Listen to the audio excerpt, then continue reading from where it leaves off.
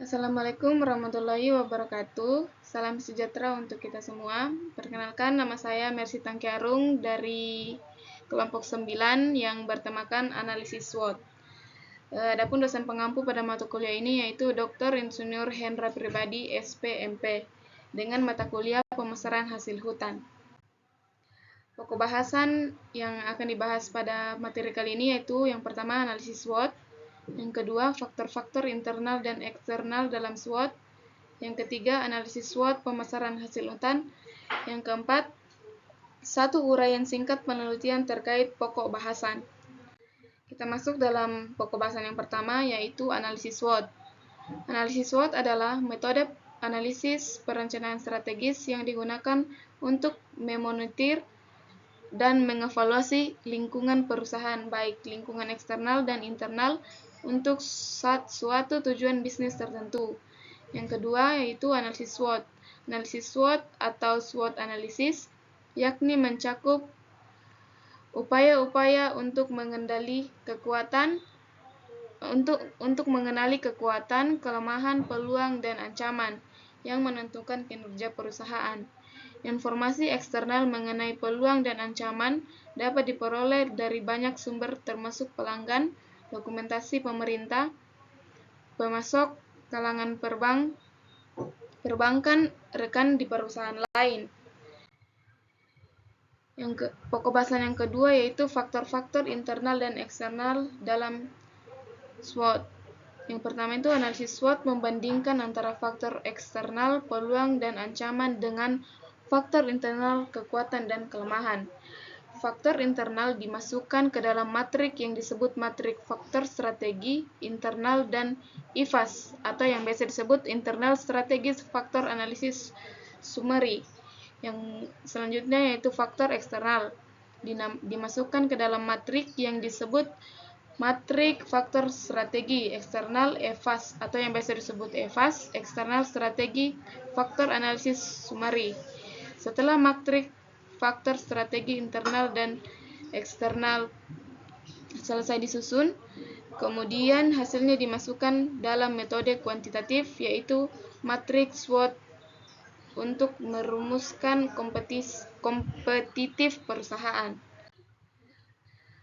Selanjutnya itu faktor eksternal. Faktor eksternal ini mempengaruhi terbentuknya opportunities dan threats atau yang biasa disebut O dan T, di mana faktor ini menyangkut dengan kondisi-kondisi yang terjadi di luar perusahaan yang mempengaruhi dalam pembuatan keputusan perusahaan. Faktor ini mencakup lingkungan industri dan lingkungan bisnis makro, ekonomi, politik, hukum, teknologi, kependudukan, dan sosial budaya. Yang selanjutnya itu faktor internal. Faktor internal ini dia mempengaruhi terbentuknya strengths dan weakness atau yang biasa disebut S dan W, di mana faktor ini menyangkut dengan kondisi yang terjadi dalam perusahaan, yang mana ini turut mempengaruhi terbentuknya pembuatan keputusan perusahaan. Faktor internal ini meliputi semua macam manajemen fungsional, mulai dari pemasaran, keuangan, operasi, sumber daya manusia, penelitian dan pengembangan, sistem informasi manajemen, dan budaya perusahaan. Faktor internal dan eksternal dalam analisis SWOT adalah elemen-elemen yang mempengaruhi strategi bisnis suatu organisasi. Berikut penjelasan singkat mengenai faktor-faktor ini. Yang pertama itu faktor internal. Faktor internal terbagi dalam dua faktor, yaitu faktor kekuatan dan faktor kelemahan. Yang pertama itu faktor kekuatan. Faktor internal yang memberikan keunggulan kompetitif kepada organisasi seperti sumber daya yang kuat, keahlian khusus, atau aset berharga. Yang kedua yaitu kelemahan. Faktor-faktor internal yang menjadi hambatan atau kekurangan dalam organisasi seperti kurangnya sumber daya, struktur organisasi yang kompleks, atau kualitas produk yang terendah. Faktor yang kedua itu faktor eksternal. Faktor eksternal terbagi dalam dua Faktor yang pertama itu faktor peluang. Faktor peluang eksternal yang dapat dimanfaatkan oleh organisasi untuk mencapai tujuan bisnis seperti tren pasar yang berkembang, perubahan regulasi yang menguntungkan, dan permintaan konsumen yang meningkat. Yang kedua itu faktor ancaman. Faktor ancaman eksternal yang dapat mengancam kesuksesan organisasi seperti persaingan yang ketat, perubahan kebijakan pemerintah, atau resesi ekonomi. Yang selanjutnya yaitu kita masuk ke dalam pokok bahasan yang ketiga, yaitu analisis SWOT pemasaran hasil hutan. Analisis SWOT untuk pemasaran hasil hutan, yang pertama itu ada kelebihan. Dalam kelebihan kita mempelajari tentang sumber daya alam yang melimpah, yang dimana hutan memiliki beragam jenis kayu berkualitas tinggi dan produk hutan lainnya. Yang kedua itu kualitas produk unggul. Produk-produk hutan kami dikenal memiliki kualitas unggul dan daya tahan yang baik.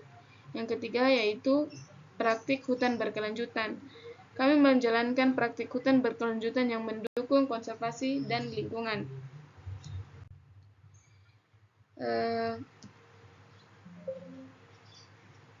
Yang selanjutnya itu kelemahan. Proses produksi yang lambat, penyadapan dan pengolahan kayu memerlukan waktu lama yang dapat menghambat pasokan. Yang kedua ada biaya produksi tinggi. Praktik berkelanjutan dapat meningkatkan biaya produksi, mempengaruhi harga jual. Yang ketiga ada keterbatasan akses pasar. Keterbatasan akses ke pasar internasional atau regional. Yang ketiga yaitu peluang. Dalam peluang ini terbagi dalam beberapa bagian. Yang pertama itu peningkatan permintaan kayu berkelanjutan. Semakin banyak konsumen yang mencari produk kayu yang dihasilkan secara berkelanjutan. Yang kedua, ekspansi pasar global. Perusahaan untuk menjual kayu dan produk hutan ke pasar luar negeri yang berkembang. Yang ketiga, inovasi produk. Mengembangkan produk-produk inovatif dari hasil hutan yang untuk mempengaruhi tren pasar. Yang keempat ada ancaman. Ancaman perubahan regulasi lingkungan. Perubahan peraturan lingkungan dapat mempengaruhi praktik produksi dan distribusi. Yang kedua, kompetisi ketat. Persaingan dari produsen kayu dan produk hutan lainnya di pasar yang sama. Yang ketiga, krisis ekonomi global. Penurunan permintaan produk hutan selama krisis ekonomi dapat merugikan bisnis. Kita masuk ke dalam fungsi analisis SWOT pemasaran hasil hutan. Analisis SWOT dalam pemasaran hasil hutan memiliki beberapa fungsi yang sangat penting. Fungsi-fungsi ini dapat memberikan panduan strategis untuk memaksimalkan potensi produk hasil hutan dan mengatasi tantangan. Fungsi yang pertama itu penilaian kualitas produk. Analisis SWOT membantu dalam mengidentifikasi kekuatan produk hasil hutan seperti kualitas, keunikan, atau nilai tambah yang dapat menjadi faktor diferensiasi dalam pemasaran. Fungsi yang kedua itu pengenalan kelemahan operasional. Analisis SWOT dapat mengungkapkan kelemahan dalam rantai pasokan atau proses produksi yang perlu diperbaiki untuk memastikan pasokan produk yang konsisten dan berkualitas. Fungsi yang selanjutnya yaitu identifikasi peluang pasar. Dengan menganalisis peluang eksternal seperti permintaan pasar yang meningkat atau tren konsumen yang berubah, perusahaan dapat menyesuaikan strategi pemasaran mereka untuk lebih efektif menjangkau pasar. Fungsi yang selanjutnya itu pencegahan ancaman lingkungan. Dalam pencegahan ancaman lingkungan, analisis SWOT membantu mengenali ancaman seperti perubahan iklim, hama, atau perubahan regulasi yang dapat mempengaruhi produksi atau distribusi produk hasil hutan. Fungsi yang selanjutnya yaitu perencanaan strategi pemasaran. Hasil dari analisis SWOT dapat digunakan untuk merumuskan strategi pemasaran yang lebih baik, termasuk penentuan segmentasi pasar, penentuan harga yang tepat, dan pemilihan saluran distribusi yang optimal. Fungsi yang selanjutnya itu penentuan prioritas. Fungsi analisis SWOT juga termasuk dalam menentukan prioritas tindakan yang harus diambil. Ini membantu perusahaan mengalokasikan sumber daya secara efisien. Kita masuk ke dalam pokok bahasan yang keempat, yaitu uraian singkat penelitian terkait pokok bahasan. Penelitian mengenai analisis SWOT adalah studi yang dilakukan untuk memahami kekuatan, kelemahan, peluang, dan ancaman suatu organisasi atau entitas bisnis. Analisis SWOT adalah alat penting dalam manajemen strategis yang membantu dalam pengambilan keputusan dan perencanaan strategi. Berikut ini adalah uraian singkat mengenai penelitian terkait analisis SWOT beserta beberapa referensi daftar pustaka yang dapat digunakan sebagai sumber informasi tambahan.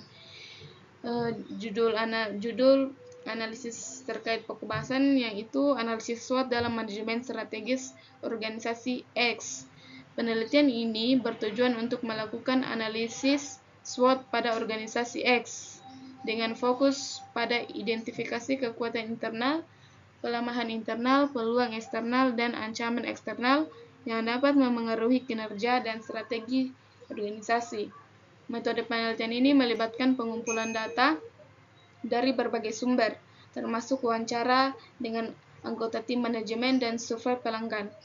Hasil analisis SWOT ini akan digunakan sebagai dasar untuk merumuskan rekomendasi strategi yang lebih baik bagi organisasi tersebut. Kesimpulan dari materi dengan judul analisis SWOT yaitu yang pertama, SWOT yang artinya adalah kekuatan, kelemahan, peluang, ancaman. Analisis SWOT adalah metode analisis perencanaan strategis yang digunakan untuk memonitor dan mengevaluasi lingkungan perusahaan baik di eksternal digunakan untuk memonitor dan mengevaluasi lingkungan perusahaan, baik lingkungan eksternal dan internal untuk suatu tujuan bisnis tertentu.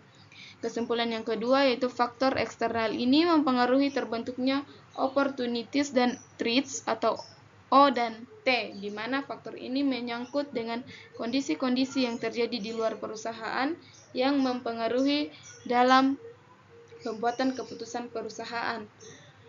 Yang ketiga yaitu faktor internal ini mempengaruhi terbentuknya strength dan weakness S dan W, di mana faktor ini menyangkut dengan kondisi yang terjadi dalam perusahaan yang mana ini turut mempengaruhi terbentuknya pembuatan keputusan perusahaan. Yang keempat yaitu fungsi analisis SWOT dan strategi kompetitif adalah untuk menganalisa mengenai kekuatan, kelemahan, serta keunggulan kompetitif yang dimiliki perusahaan.